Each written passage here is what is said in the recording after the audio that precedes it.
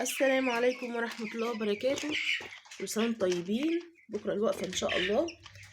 معلش مقصرة معاكم أنا في موضوع الفيديوهات والرد على التعليقات، بس إن شاء الله يعني من وقت للتاني بنشوف الحاجة المهمة وبنتكلم عنها على طول، بناء طبعا عن تجربة، عشان خاطر ما ننقلش واقع مش كويس أو مش مظبوط للناس.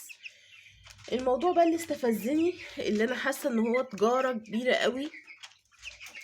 اوعى يضحكوا عليك ويقولك الحق الفراخ البياضة هتكسب منها 100,000 جنيه، الحق أرباح 400,000 جنيه في الشهر، الحق معرفش ايه، هتلبسي دهب، هتختني، هتلبسي دهب. ده من الفراخ اللي انتوا شايفينها دي. اه والله العظيم. وفي بتخسر، يعني هي برضو أرزاق وبتخسر ساعات. بس أنا عن نفسي أنا والله لبست دهب من الفراخ اللي قصادكوا دي، الفراخ البيضة. طب ايه بقى موضوع الفراخ البياضة اللهمن والإيزة؟ أنا طبعا وقعت في الفخ ده. فراخ بياضة والحق وهتكسب وهتعمل، وكل اللي عليك انك هتحط شوية العلف وهتجيب لك البيضة كل يوم. وهي غير الفراخ البلدي. الفراخ البلدي بتجيب ما شاء الله حوالي من 200 ل 250 بيضة في السنة، انما الفراخ الإيزة واللهمن معاك من 300 ل 350 بيضة في السنة. فدي غير دي خالص، يعني هتجيب لك بيضة كل يوم. كنت طبعا قريت عنها وعرفت ان هي بتبيض بيضة كل 14 ساعة تقريبا، يعني تقريبا كل يوم هتديني بيضة كل يوم. فزي اي حد طموح زيكم كده، لما بتسألوني كتير ادينا رقم الراجل عشان نجيب منه، عايزين نعمل مشروع، وناس كتيرة جدا صعبانة عليا ومش عايزاهم يقعوا في المشكلة اللي انا وقعت فيها او في المصيبة اللي انا وقعت فيها. ايه اللي حصل بقى؟ اللي حصل ان انا اغريت بالمشروع ده، وان هو مشروع حلو وجميل، وفراخ زيها زي الفراخ البلدي، وهتاكل وتشرب زي اي فرخة عندك، بل بالعكس هي ليها انتاج يومي، هتجيب لك كل يوم بيضة. وعد انت بقى، عدي وبيعي. الفرخة بتاكل 100 جرام في اليوم. لو انت بتجيبي مثلا العلف ب 30 جنيه مثلا، يعني ال 100 جرام او ال 120 جرام علف هيقفوا ب 3 جنيه. البيضة بتتباع ب5 جنيه. اذا انت هتكسبي 2 جنيه. لو جبتي 100 فرخة هتكسبي 200 جنيه. لو جبتي 200 فرخة هتكسبي في اليوم 400 جنيه، يعني في الشهر ب 12,000 جنيه. والحسابة بتحسب. وهو ده المدخل اللي بيدخلوا بيه للناس يا عيني، اللي عايزين يفتحوا مشاريع، اللي عايزين يعملوا حاجة لعيالهم ولنفسهم، ومستعدين ان هم يستغنوا عن اي حاجة في حياتهم دلوقتي في سبيل ان هم يبقى عندهم مشروع قائم وبيجيب ارباح وكويس. طيب انا عملت كده؟ للاسف عملت كده. عملت ايه؟ انا كان معايا حتتين دهب. الاول بعت دبلة ورحت جبت بيها 80 فرخة قيس على لهمن، 40 و40. هقول لكم بقى التجربة وانتوا احكموا لنفسكم انتوا عايزين ايه. 80 فرخة من شخص ما على النت. ال80 فرخة قال لي اللي هم 100 يوم. دي اول لعبة من التلاعب، والله ما هجيلك 100 يوم. شوف انا جبت مرتين، انا اشتريت مرتين، المرتين ما كانوش 100 يوم. المرة التانية يمكن في حاجات كانت 100 يوم، وهقول لكم اهو بالتفصيل انا ماشية ازاي. خلي بالك يا مكة. قعدوا معايا حوالي اللي هو ال100 يوم ده، اللي قال لي 100 يوم وما كانوش 100 يوم. قعدوا حوالي معايا 5 شهور، وراجعوا الفيديوهات. 5 شهور على ما شفت منهم بيضة.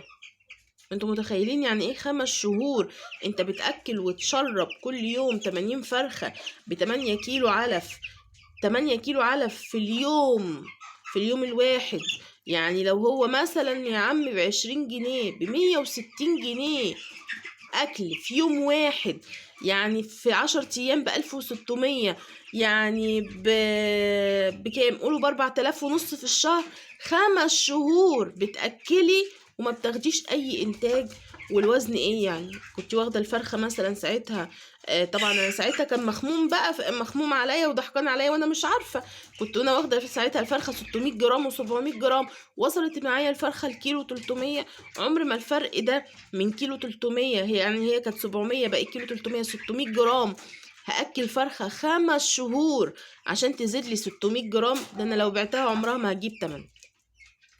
المهم صبرت، لأن المشروع كان في الأول وأنا عايزة ينجح. فأنا صبرت لحد ما شفت البيضة. قعدنا ما شاء الله شهر 2 والإنتاج كل يوم بيزيد شوية في ال75 بيضة دول. فطبعا زي أي ست مصرية أو أي راجل مصري ما شاء الله ده المشروع جاب نتيجة، ده المشروع كويس. تغاضيت عن اللي فات، عن إن هو قعد معايا 5 شهور على ما باض. قلت طيب ألحق بقى وأجيب جزء تاني كمية كمان عشان الاتنين يكونوا مع بعض، يعني اربي الاتنين مع بعض، ما اقعدش استنى بقى 80 فرخه لما يكملوا السنه ويبدا البيض بتاعهم يقطع واجيب تاني دوره جديده. لا ده انا هجيب على طول، ده انا هجيب ويعملوا مع بعض. تمام، حلو الكلام حلو الكلام. طيب هجيب هقع في نفس المشكله واجيب من نفس الشخص؟ قلت لا والله ما اقع في نفس المشكله، ادور على حد جديد من النت واجيب. ودورت على حد محترم وجبت منه، بس المره دي بقى كانت الكميه كبيره، بعت فيها غويشه ما شاء الله 11 جرام مبلغ وقدره. وجبت برضو رقم كبير، ساعتها جبت ما شاء الله حوالي 120. يا ربي انا قلت اقفلهم 200 بقى، جبت 120 فرخة. حلو الكلام كده، تمام. جابهم لي طبعا، رجعت الاوزان ورجعت كل حاجة تمام، والله الاوزان زي الفل. كل ده كنا قبل ايه؟ كنا قبل ما نخش على الشتاء بقى، كنا في اواخر كده ايه الصيف. فقال لي والله ده بصي انا منقيلك اوزان، وفعلا والله لقيته فعلا منقيلي اوزان كويسه، وزنتهم كلهم تقريبا ولقيتها اوزان ما شاء الله حلوه، وكنت جايباهم كلهم لهما. فبعد 20 يوم فعلا، او بعد 25 يوم الفراخ عندي، او بعد يا ربي 30 يوم الفراخ فعلا بشرت، اللهمه بشرت. حلو كده، حلو. طيب تعالي بقى ابدأ انتاجك يزيد. الانتاج مش عايز يزيد، عدي اسبوع، عدي 2، عدي 3، يعني بزيد ايه يعني؟ بيضة بيضتين؟ يا ربي ده انا عندي 200 فرخة.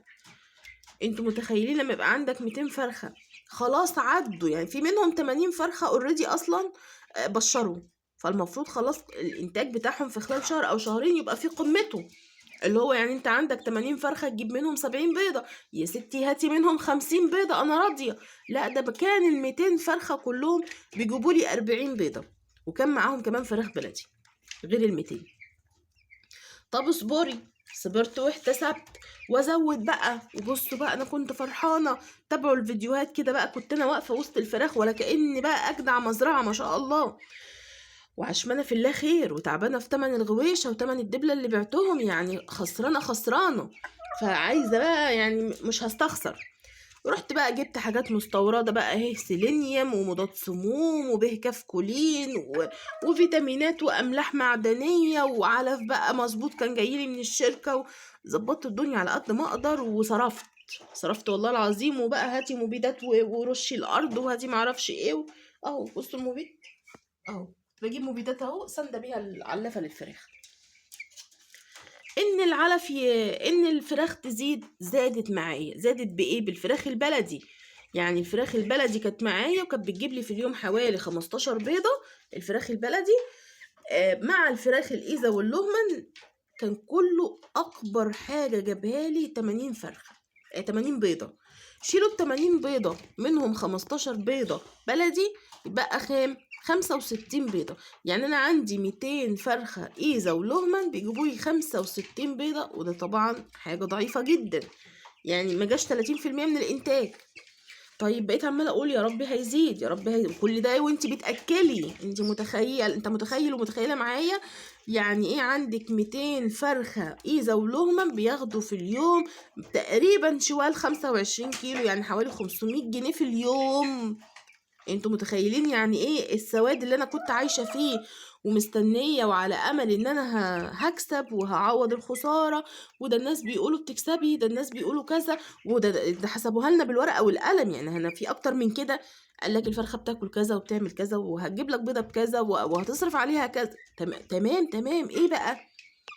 طيب ايه بقى اللي ورا الكواليس اللي انا وقعت فيه ومحدش قاله لكم؟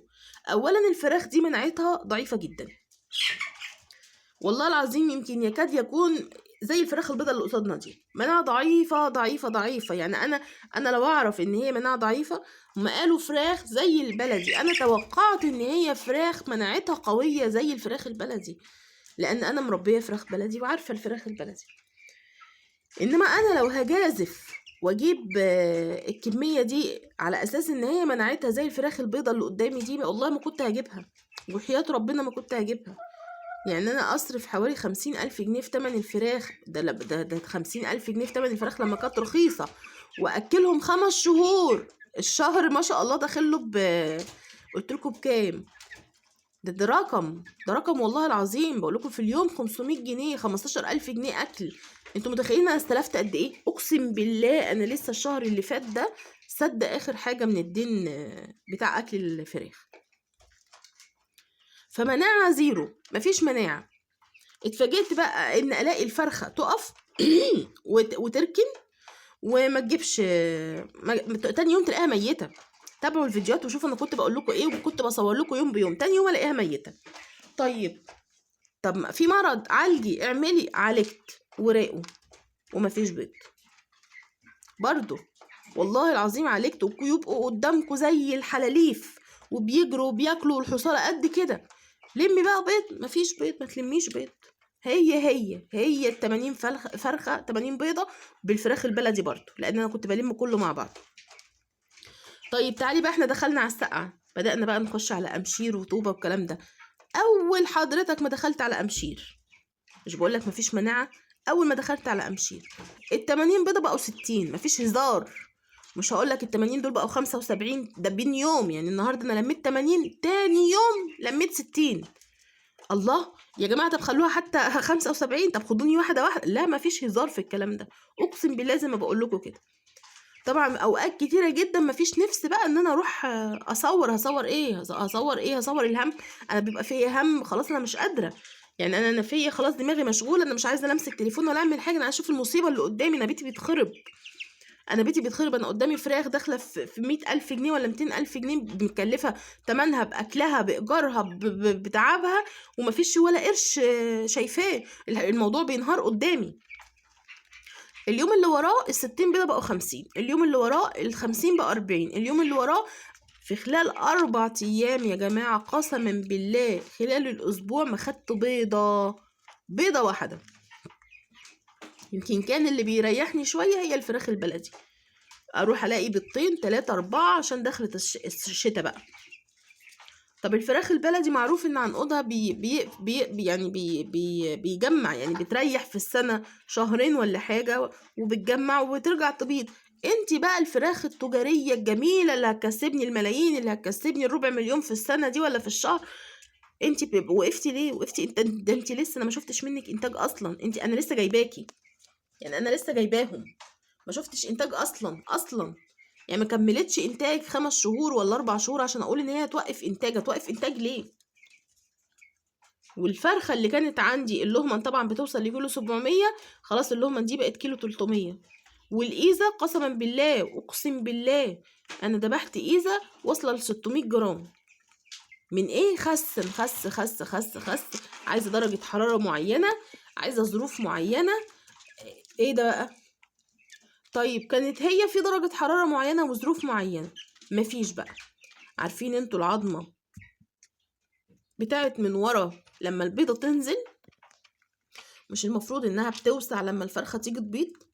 الفرخة قدامي زي الفل بكل طاقتها قبل ما يحصل السقعة وقبل ما يحصل اللي حصل ده، الفرخة بكامل طاقتها وزي الفل وجميلة. اجي اقيس من ورا العظمتين اللي هيخرج منهم البيضة، الاقيهم لازقين في بعض. في حاجة احنا مش عارفينها في الجينات بتاعت الفراخ دي، رموها لنا. عارفين انتوا لما عارفين الجاهل لما يبقى مش عارف ايه الفرق ما بين الديك والفرخة، وواحد يضحك عليه ويديله ديك ويقول خد ده هيبيض معاك، وتفضل قاعد تستني ان هو يبيض ومش هيبيض. في حاجة بقى في الفراخ دي في الجينات بتاعتها مش مظبوطة، جابوا لنا الفراخ دي. ليه بقى؟ انا عملت تجربة مع نفسي وقلت طب يا بنت استغني عن 250 ولا 260، طبعا ايام ما كنتش انا شاريه الفرخة، واذبحي فرخة لبيتك وشوفي من جوه هل في عنقود ولا مفيش. والله العظيم كنت بذبح الفرخة بلاقيها من جوه مسح. يعني انا اكلها 5 شهور و4 شهور وقاعدة منتظرة ان هي تجيب بيضة، واقيسها من ورا الاقي العظمتين لازقين في بعض، اذبحها وافتح الاقي من جوه مفيش عنقود اصلا، حتة جلدة. انا هستنى لحد امتى؟ طبعا اتجننت لما انا شفت كده. ذبحت 2 و3 و4 كل اسبوع امسك واشوف يا بت اذبحي وشوفي بدل ما انت بتاكلي كده، ما انا عايزه اعرف انا في ايه، انا ما باخدش بيض. الاقي من جوه جلده جلده جلده جلده جلده مشرطه كده، حته بتاع مسح، ما فيش يا جماعه عنقود خالص. اذا الفراخ دي ملعوب فيها، الفراخ دي مش كويسه، الفراخ دي جات لنا سارده، الفراخ دي جات لنا معيوبه في المناعه، معيوبه في الهرمونات بتاعتها، في حاجه مش مظبوطه. فاللي بيبيع لك دلوقتي مثلا لو انت رحت خدت 100 فرخه، يقول لك الفرخه عمر 100 يوم. اولا ما بتبقاش عمر 100 يوم الا من رحم ربي. انا جربت 2 اهو، يمكن التاني صعبت عليه شويه وتكيت عليه، وانا ما اعرفش برضو عمر 100 يوم ولا لا، بس هو الصراحه كان وزنهم مظبوط. فاولا كده كل اللي هيبيع لك على النت مش هيبيع لك عمر 100 يوم، هيضحك عليك ويقول لك عمر 100 يوم الا من رحم ربي. طيب مظبوطه بقى، انا عارفه ان انا هاخدها وعارفه انها هتبيض مظبوطه؟ لا مش مظبوطه، والله العظيم ما مظبوطه. بيبقوا عارفين حاجه، الفرخه دي سارده، الفرخه دي فيها حاجه، الفرخه دي معيوبه، الفرخه دي ما اعرفش بيبقوا عارفين ايه. بس الفرخه دي مش هتبيض معاكي كل يوم، والا كانت باضت. لان يعني النكسه اللي انا اتنكستها، انا ربيت دفيت في الاول، طبعا كنا صيف لما انا جبت الحاجه دي كانت صيف، دفيت واكلت وحطيت فيتامينات وحطيت حاجات وساعدتهم وجبت حاجات غاليه، وهاتوا به كافكولين، وهاتوا هي سيلينيوم، وهاتوا املاح معدنيه، وهاتوا مش عارفه ايه، وهاتوا، جبت كل ده بكميات. وفي الاخر افتح الفرخه الاقي ما فيهاش حاجه، والاقي العظمتين من ورا مقفولين. ليه بقى انا جايباكي ليه بقى؟ انا بربيها ليه بقى؟ طب اللي باع ده عنده قلب وعنده ضمير نايم مرتاح ان هو يبيع لي حاجه بالشكل ده؟ الا لو هو جاهل زيي بقى، الا هو لو واخدها سبوبه وجاهل زيي. طب انا عملت ايه بعد ده كله؟ انا هنتظر ايه بقى؟ انا هنتظر ايه لما دخل عليا امشير ولقيت الفراخ كلها قطعت بيض، وانت ملزمه انك تاكلي 200 فرخه، 200 فرخه يوميا وما بتاخديش منهم ورا بيضه؟ طب ان كان اللي فات كله بقى انا اتضحك عليا واتنصب عليا فيه، اللي جاي انا الحق نفسي. والله العظيم اقسم بالله ان انا بعتهم فراخ لحم صافي، بقيت عماله الحق ال200، اللي يموت يموت، اروح من اوقات لو مات مثلا 5 6 ومفيش حاجه ان انا هذبحها ولا كده، اروح منضفاهم وبيعهم اكل للكلاب. غير كده كنت بعمل عروض واروح بيع للناس. والله العظيم الفرخه اللي انا كنت جايباها ب 250 كان ممكن ابيعها ب50 جنيه وب60 جنيه عشان اخلص. وقفلت الموضوع وخسر المشروع، وبدل ما يكسبونا الملايين خسرونا شقة عمرنا، خسرت شقة عمري. غويشة 11 جرام ودبلة 5 جرام، ده غير السلف اللي أنا استلفته على الأكل 20,000 عملتهم والله لسه الشهر اللي فات، ده غير مجهودي وحرق دمي وإيجار الحاجة ومصاريفي ومواصلات اللي أنا رايحة جاية عليها على البيت اللي أنا كنت مأجرة فيه. فنصيحة من أخت عن تجربة، استنوا. أنا مش ضد المشاريع ومش ضد المكسب، بالعكس أنا كل فيديوهاتي بتشجع إن اشتغلوا واعملوا أي حاجة، اعملوا أي حاجة واشتغلوا. بس في مشروع كبير بالشكل ده هيخسرنا وهيحرق دمنا ومش هنلاقي نتيجة، لا، ما استنوا شوية. طب جاب نتيجة مع ناس، معلش، ما هو خاب معايا وخاب مع ناس كتير، أنا لما بتكلم مع حد بلاقيه خاب معاهم برضو. فبلاش تجازف، بلاش تجازف. لو انت معاك فلوس كتير وحابب المجازفة، تمام، مفيش مشكلة، جرب وشوف، وجرب في جزء معين. انما لو هتعمل زي ان هو هتلم جمعية، هتبيع حتة دهب عندك، هتعمل اي حاجة، لا، اوعى تبيع ولا تعمل حاجة غير لما نستنى شوية. احنا ما عندناش الثقافة بتاعت الفراخ البياضة الإيزة واللهمة دي، ما عندناش الثقافة. يعني انت لو جيت كلمت جارك كده وقلت له عندك مثلا فراخ إيزة واللهمة، هيقول لك ايه الفراخ الإيزة واللهمة دي؟ انما لو انت كلمت اي حد وقلت له عندك فرخة بلدي، يقول لك ده انا عندي فرخة هنا بلدي وجاري ده عنده فراخ بلدي، وروح السوق هتلاقي فيه فراخ بلدي، والمحل الفلاني بيبيع فراخ بلدي. انما الإيزة واللهمة دول مش معروفين عندنا، ولا عندنا الثقافة بتاعتهم. فخلونا نستنى شوية لحد ما نكتسب خبرة أكتر ونعرف ازاي نتعامل مع الفراخ دي، وانت ساعتها قرر بقى، عشان ما يضحكش علينا. الفرخة دي عقيمة مش عقيمة، الفرخة دي هتبيض، الفرخة دي سردة، الفرخة دي عمر كام يوم، الفرخة دي بكام، الفرخة دي هتديني قد ايه، لا والله الفرخة دي مناعتها قليلة، لا والله الفرخة دي مش هتديني كفاءة أعلى زي الفراخ البلدي. فقرر انت، انت اللي تقرر، بس استنى لما تكتسب خبرة، استنى لما تتعرف، هي مش معروفة بس بدأت تخش السوق وبدأت الناس تتكلم عليها. واوعى يغرك الناس بقى اللي هيتكلموا على اليوتيوب، واليوتيوبر اللي عايزين يلموا مشاهدات ويلموا حاجات على حساب الناس.